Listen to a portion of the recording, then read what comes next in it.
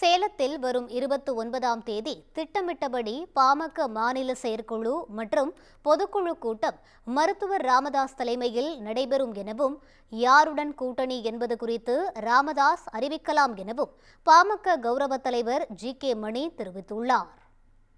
செயற்குழுவும் பொதுக்குழுவும் திட்டமிட்டபடி சரியாக நடக்கும். 2026 சட்டமன்ற தேர்தல் நெருங்க இருக்கிற இந்த சூழலில் மருத்துவரையா அவர்கள் தலைமையில் நடைபெறுகிற செயற்குழு பொதுக்குழு என்ற காரணத்தால் இது முக்கியத்துவம் வாய்ந்ததாக எல்லோராலும் பார்க்கப்படுகிறது. குறிப்பாக மருத்துவரையா அவர்கள் இந்த செயற்குழு பொதுக்குழுவில் கூட்டணி குறித்து அறிவிப்பார்கள் என்று தமிழ்நாடு அளவிலும் தேசிய அளவிலும் பார்க்கப்படுகிற ஒரு முக்கியத்துவம் வாய்ந்த நிகழ்வாக கருதப்படுகிறது.